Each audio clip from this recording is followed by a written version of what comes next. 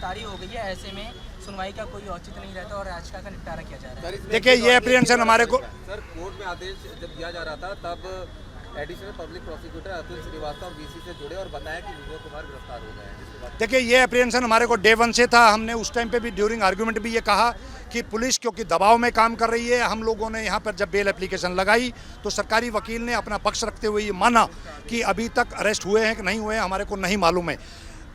Argument conclude होने के बाद ऑर्डर रिजर्व होता है। ऑर्डर रिजर्व होने के बाद अगर आप कोई ऐसी सूचना दे रहे हैं और कोर्ट से ऐसी कोई ऑर्डर आता है तो डेफिनेटली ये दिल्ली पुलिस ने पूरी तरीके से एक पॉलिटिकल दबाव में आके सुबह से लेकर अभी तक विभो जी को बिठाए रखे रखा। जैसे ही कोर्ट ने ऑर्डर रिजर्व किया उन लोगों ने अरेस्ट डाल दी।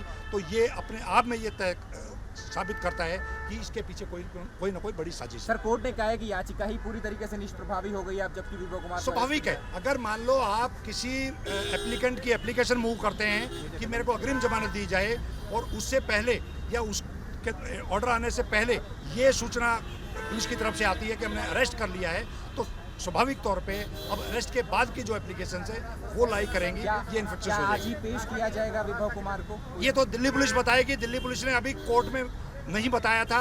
ऑर्डर रिजर्व होने के बाद अगर दिल्ली पुलिस का ये पक्ष आया है तो अब ये दिल्ली पुलिस ही बताएगी कि वो पेश करेंगे। तो सर 308 में जमानत विचारणीय सेशन कोर्ट में ही होती है और कल संडे है तो ड्यूटी मजिस्ट्रेट बैठेंगे। अभी देखते हैं क्या उनकी अरेस्ट के बाद कोई सेक्शन ऐड तो नहीं हुआ है। उसके बाद जो भी लीगल रिकोर्स होगा वो हम लोग क्योंकि गिरफ्तारी हो गई है, ऐसे में सुनवाई का कोई औचित्य नहीं रहता और याचिका का निपटारा किया जा रहा है। देखिए ये एप्रीहेंशन हमारे को सर कोर्ट में आदेश जब दिया जा रहा था तब additional public prosecutor Atul Srivastava VC से जुड़े और बताया कि विजय कुमार गिरफ्तार हो गए हैं, जिसके बाद देखिए ये एप्रीहेंशन हमारे को डे वन से था। हमने उस टाइम पे भी ड्यूरिंग आर्गुमेंट भी ये कहा कि पुलिस क्योंकि दबाव में काम कर रही है। हम लोगों ने यहाँ पर जब बेल एप्लीकेशन लगाई तो सरकारी वकील ने अपना पक्ष रखते हुए ये माना कि अभी तक अरेस्ट हुए हैं कि नहीं हुए हमारे को नहीं मालूम है। आर्ग्यूमेंट कंक्लूड होने के बाद ऑर्डर रिजर्व होता है। ऑर्डर रिजर्व होने के बाद अगर आप कोई ऐसी सूचना दे रहे हैं और कोर्ट से ऐसी कोई ऑर्डर आता है तो डेफिनेटली ये दिल्ली पुलिस ने पूरी तरीके से एक पॉलिटिकल दबाव में आके सुबह से लेकर अभी तक विभो जी को बिठाए रखे रखा। जैसे ही कोर्ट ने ऑर्डर रिजर्व किया उन लोगों ने अरेस्ट डाल दी।